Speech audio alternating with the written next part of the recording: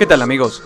En un video anterior de los handys de banda ciudadana General Electric les prometí que les iba a mostrar mi radiograbador General Electric modelo 35452B y aquí se los presento.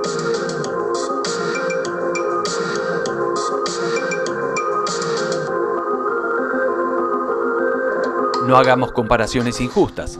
Hay que pensar que este General Electric fue concebido en una época en donde lentamente desaparecían los grandes radiograbadores que oficiaban de equipo de música en la casa y empezaban a aparecer los centros musicales, los mini componentes, los doble casetera con copiado rápido, los que tenían parlantes desmontables y hasta alguno muy zarpado que venía con CD. Fue como un último coletazo de los 80 en una forma de old school, pero con características muy modestas. No tiene ni Dolby, ni indicadores de nivel, ni cuentavueltas, ni ecualizadores, ni entradas ni salidas raras, solo una de auriculares mini plug estéreo de 3.5 milímetros. Lo más estridente aquí es el LED de FM estéreo.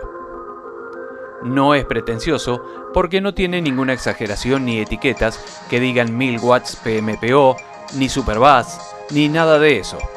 De hecho, es full auto stop, aunque no lo anuncia en ningún lado. Es un equipo simple y sin complicaciones para quien quería escuchar la radio o un cassette, sin tener que andar dudando de qué botón apretar o qué perilla girar. Aquí solo hay radio AM, FM, cassette y basta. Tiene una perilla de volumen y otra de tono, nada más.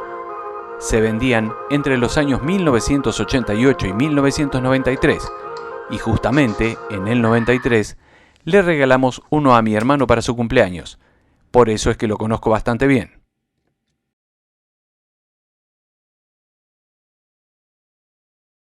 Su diseño rectilíneo era carente de todo, pero a la vez atractivo. La manija de transporte es liviana, pero cumple muy bien con su función y no representa una amenaza para la antena.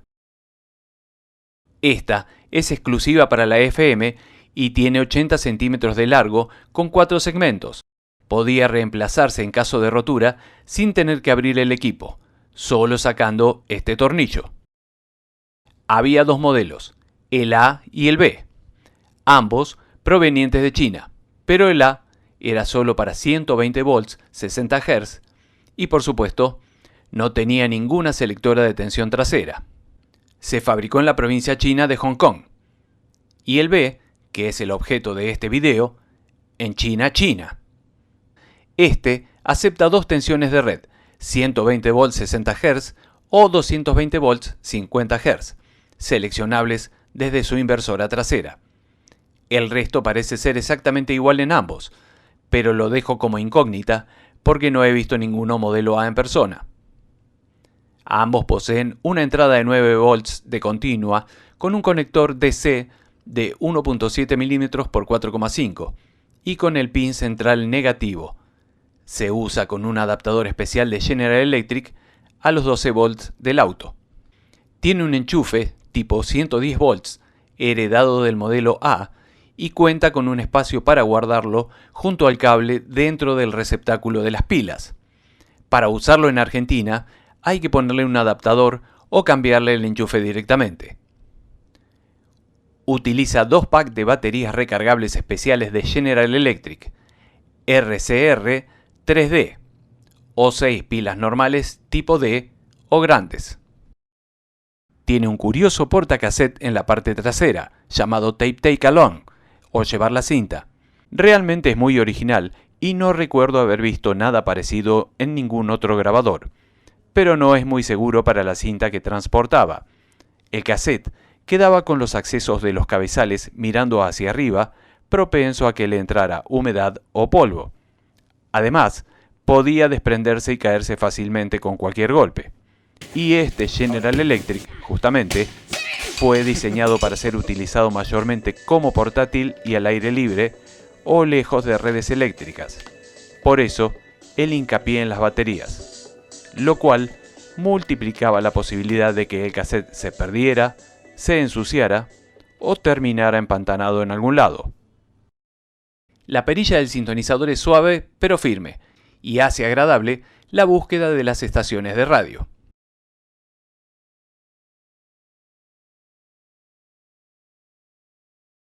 Las radios tanto en AM de 530 a 1600 kHz como en FM de 88 a 108 MHz las recibe con claridad y estabilidad.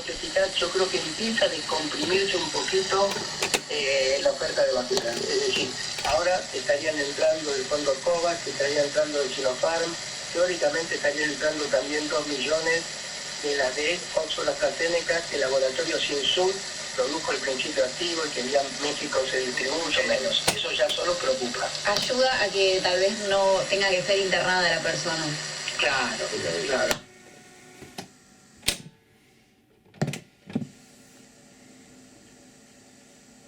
Estaría entrando el Sinopharm, teóricamente estarían entrando también 2 millones de las de Oxford AstraZeneca, que el laboratorio Sinsud produjo el principio activo y que ya en México se distribuye. Bien, ahora vamos a grabar a través del único micrófono que tiene del lado izquierdo, que graba en ambos canales a la vez. A ver, vamos a probar qué calidad de sonido tiene. Obviamente no debe ser algo demasiado bueno, por decirlo de alguna forma, pero vamos a ver cómo está esto, ¿no?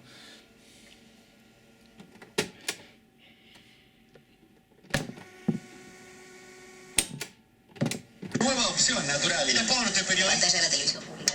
Bien, ahora vamos a grabar a través del único micrófono que tiene del lado izquierdo, que graba en ambos canales a la vez. A ver, vamos a probar qué calidad de sonido tiene. Obviamente no debe ser algo demasiado bueno, por decirlo de alguna forma, pero vamos a ver cómo está esto, ¿no?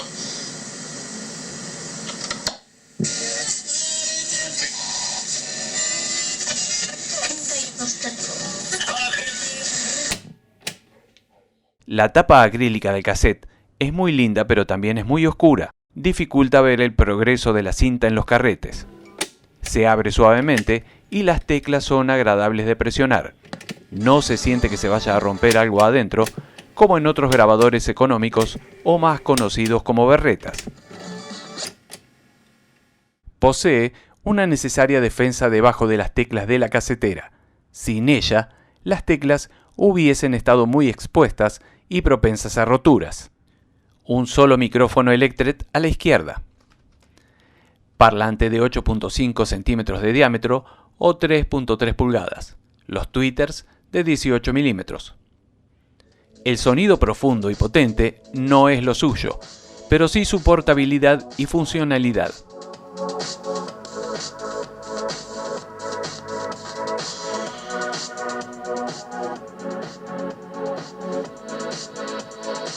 Empezamos viéndolo en funcionamiento, pero esto no comenzó realmente así. Mientras lo voy reparando, les voy mostrando sus partes más íntimas.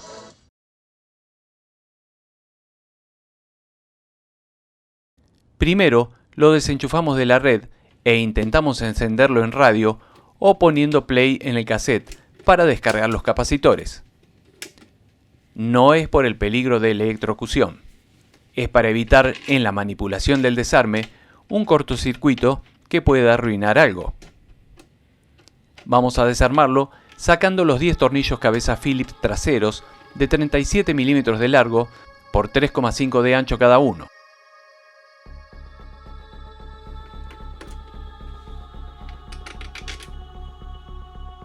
Tres de ellos están debajo de la tapa de las pilas y el cable. Extraemos las perillas de volumen y tono tirando hacia afuera. La del sintonizador no es necesario sacarla. Destrabamos la tapa del cassette presionando Eject y se libera la carcasa frontal. En ella solo queda el micrófono Electret del lado interno izquierdo, que se saca suavemente hacia atrás. Es una buena oportunidad para lavar el frente y la tapa de las pilas.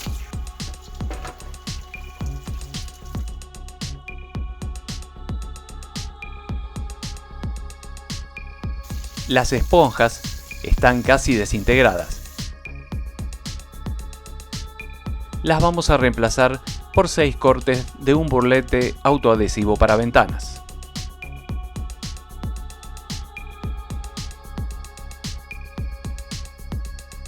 En la estructura de sostén interna hay un espacio para ubicar a este micrófono a la derecha, pero parece que es un error de diseño o tal vez lo utiliza otro modelo con el mismo bastidor.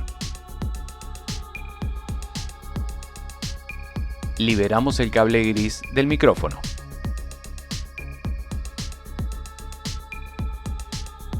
Sobre este mismo hay dos transductores piezoeléctricos como tweeters, conectados directamente en los terminales de los parlantes.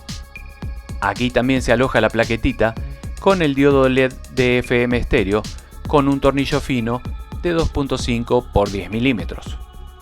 Sacamos los tres tornillos de 3 por 15 milímetros de la parte superior del bastidor que lo fijan a la carcasa trasera.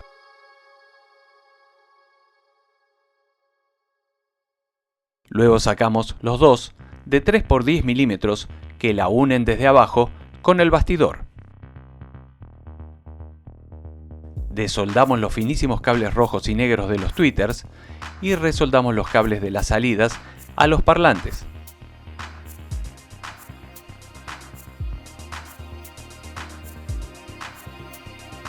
Estos solo están encastrados en las ubicaciones circulares coincidentes con el diámetro del imán.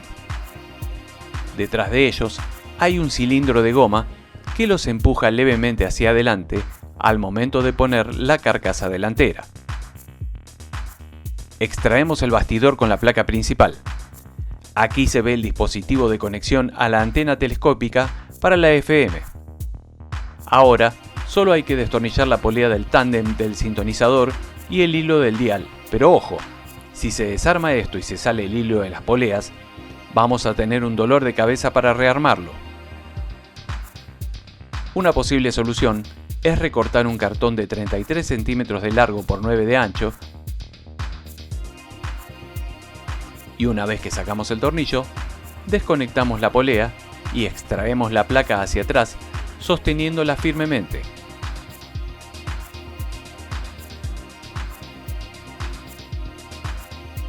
Ponemos en su lugar y en las guías el cartón, en donde vamos a apoyarla y fijarla con, por ejemplo, un par de broches.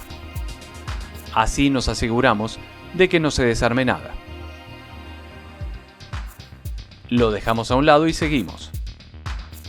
El mecanismo de cassette está fijado por medio de 5 tornillos, 4 gruesos de 3.5 mm por 15 y uno fino de 3 por 15 mm en el soporte del motor.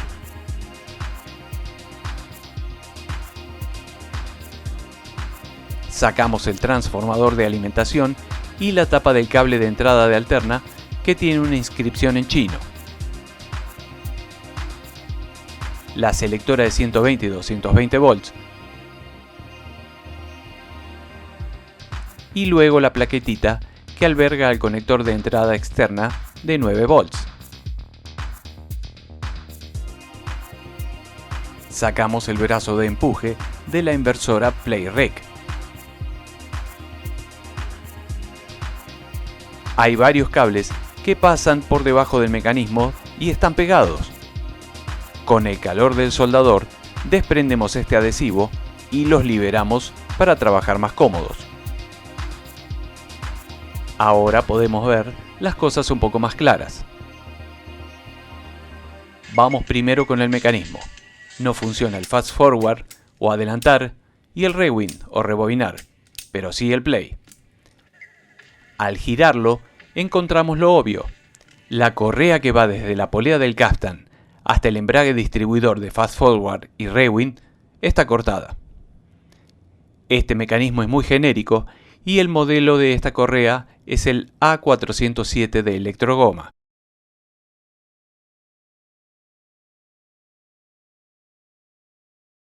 Mientras que la principal desde el motor a la polea es la A442.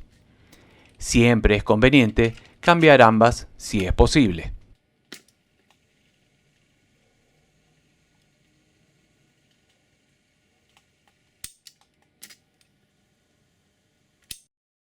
Con 4 tornillos largos sostenemos suspendido el mecanismo.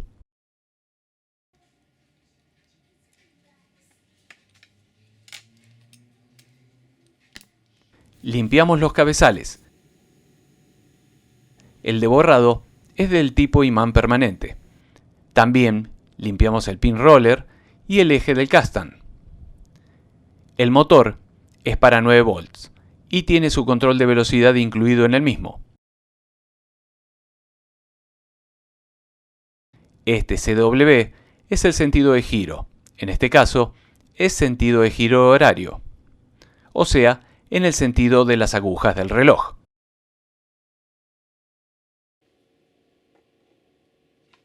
La tensión de alimentación con la fuente sin carga es de más de 12 volts.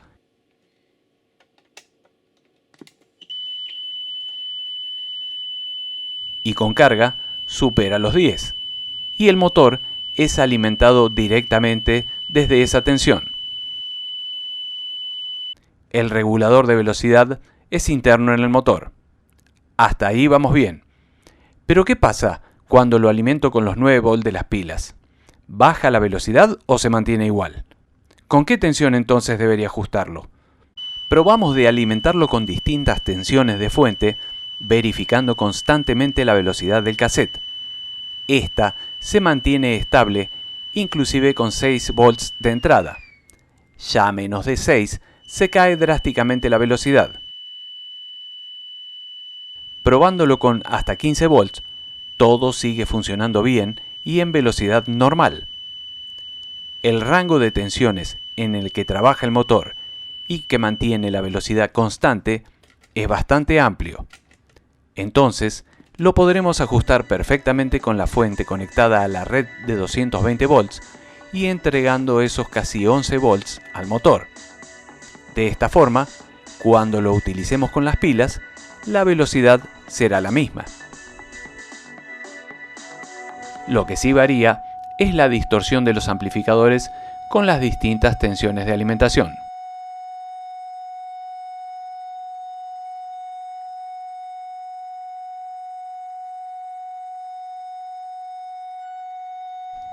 La corriente máxima que exige, inclusive con el motor de la casetera funcionando, es alrededor de los 400 mA.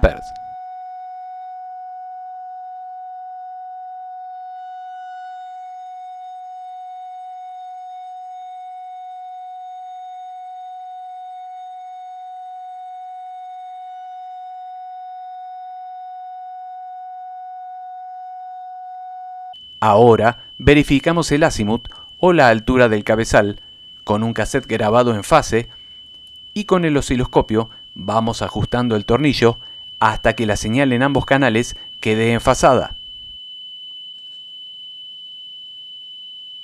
También ajustamos la velocidad con el cassette patrón de 3 kHz a través del control interno del motor.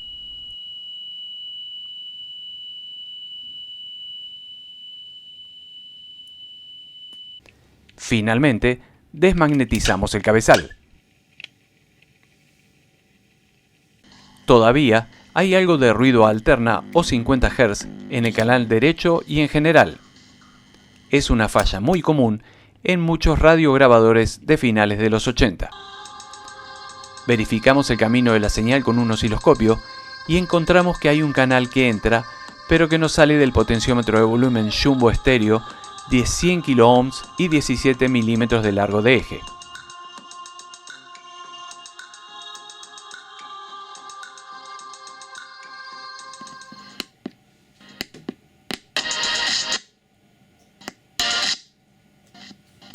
Hay un falso contacto o pista interna cortada que confirma a este componente como el generador de este problema en el canal derecho.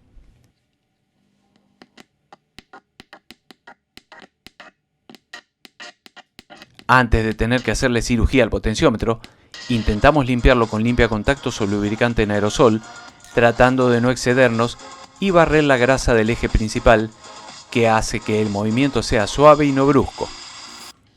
Hacemos lo mismo con el de tono, aunque no parezca necesario.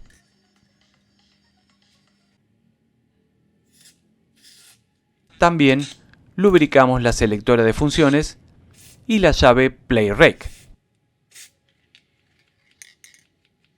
Bueno, no es solo limpieza. Vamos a tener que abrir el potenciómetro para ver qué pasó. Las pistas se ven bien, pero lo que está mal es esta pequeña escobilla que se desprendió del comando de giro. La pegamos delicadamente a ver si la podemos salvar.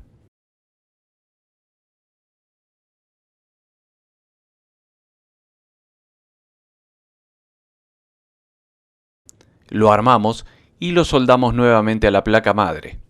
No es fácil de conseguir este tipo de potenciómetros con este valor de 100 kiloohms logarítmicos y derivaciones para loudness o sonoridad en criollo. Es por eso que tiene 7 patitas y no 6. Si le injertamos uno común, va a sonar más feo que la bocina de un carro de botellero, porque no tendría esa realimentación necesaria para enriquecer el sonido. Este es el punto más flaco de estos General Electric y el que lo deja inservible en muchos casos. Estos potenciómetros son de muy mala calidad y sería bueno conseguir algunos iguales, pero marca Alps, para poder reemplazarlos y no tener más problemas. Hasta ese entonces, seguiremos con este componente reciclado. Funcionan ambos canales, pero todavía tenemos ese ruido alterna con su zumbido tan característico. Medimos el ripple o rizado de la fuente y nos muestra esta señal casi diente de sierra con unos 220 mV pico a pico, que no está nada bien. Sin osciloscopio podemos ver este valor poniendo al tester en alterna y midiendo la tensión sobre los terminales del capacitor del filtro. Lo ideal es que indique 0, pero esa condición solo se da con baterías que son continua pura. Así que hay que reducir ese valor a la mínima expresión posible. Igualmente en este circuito básico y sin reguladores no se pueden hacer milagros. El sospechoso número 1 es el filtro C326 de 1000 microfaradios por 16 volts. Hay que cambiarlo y como los demás capacitores se ven viejos y con los terminales oxidados, sería prudente y lógico también cambiarlos. La serigrafía de los capacitores electrolíticos sobre la placa señala al positivo con una parte oscura, al contrario de la mayoría de los circuitos impresos, en que se marca el negativo. Al cambiar el filtro de la fuente, se puede aumentar su capacidad en microfaradios para mejorar el aplanamiento del rizado, pero no hay que exagerar el valor porque cuanto más grande es la capacidad, más parecido a un cortocircuito es la carga inicial de este para los diodos del rectificador y podría averiarlos. 1500 o 2200 microfaradios es más que suficiente. El resto de los capacitores hay que reemplazarlos por los valores que tenían los originales y, si es posible, siempre por un poco más de tensión. Por ejemplo, los que eran hasta 10 volts, poner hasta 16 y los que eran de 16 hasta 25. Si vemos soldaduras frías o sospechosas, hay que repasarlas.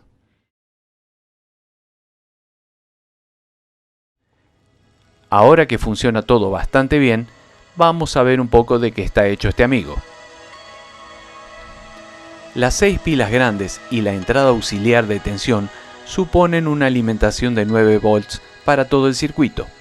Sin embargo, con la fuente y el transformador, hay alrededor de 12 volts disponibles para el amplificador y el resto de los circuitos. Esto no es un problema y está dentro de la tolerancia para todos los componentes internos de este General Electric. El amplificador de salida es un NEC UPC1316C que, según su datasheet, entrega 1.2 watts por canal con un 10% de distorsión sobre 8 ohms de impedancia en los parlantes y 9 volts de alimentación. Sabemos que los parlantes son de 8 ohms y 0.8 watts, lo que nos dice que esa potencia nominal es aún menor.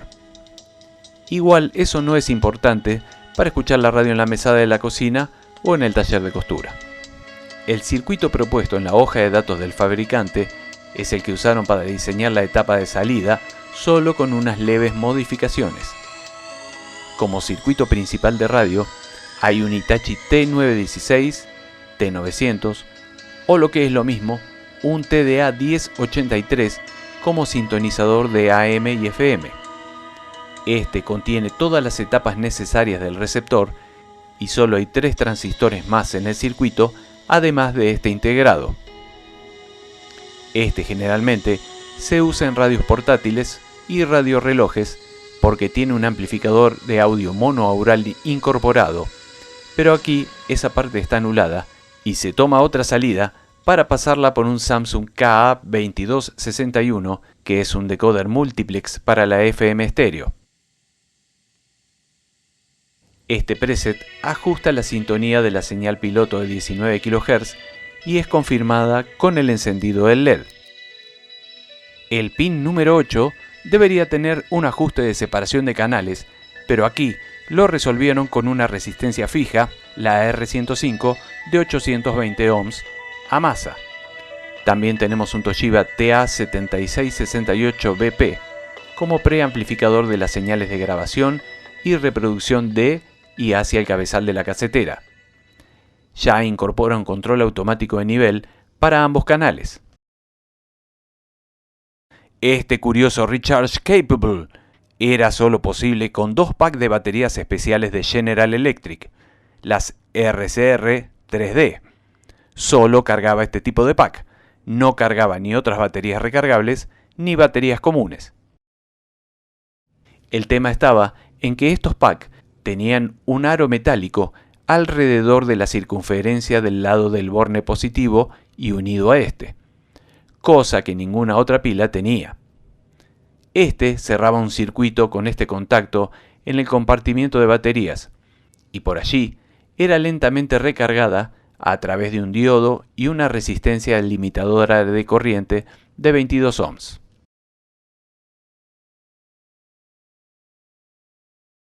Este borne especial con cable naranja estaba desvinculado del borne positivo normal con cable rojo por medio de un diodo que evitaba que la corriente de carga fluyera a las pilas recargables o no recargables normales tipo D o grandes, pero sí permitía que éstas entregaran corriente al circuito por los contactos normalizados.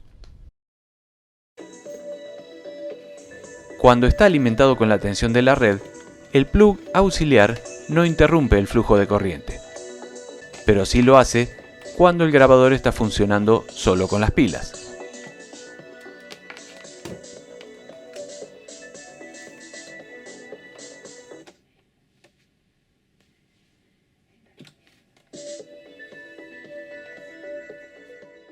Vamos rearmando todo en el orden en que lo desarmamos, teniendo especial cuidado con el hilo del dial. Posicionamos la perilla externa para que coincida con la selectora de funciones. Verificamos que el brazo de empuje de la inversora PlayRec se mueva libre y esté en la posición adecuada. Como conclusión, podemos decir que, de no ser por el potenciómetro de volumen, este sería uno de esos grabadores que están funcionando hace 30 años en una repisa para escuchar la radio. Y como ya probamos antes, a pesar de que está diseñado para funcionar con el adaptador original de 9 volts, se puede alimentar con 12 volts sin problemas, porque toda la circuitería y el motor tienen esa tolerancia de tensión. E inclusive mejora la potencia, aunque los parlantes no estén preparados para resistirla. Además, se reduce la distorsión.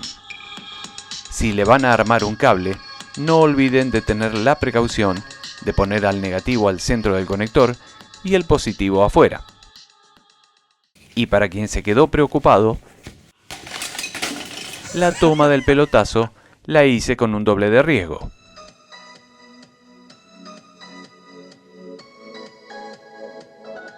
Bueno, hasta aquí llegamos.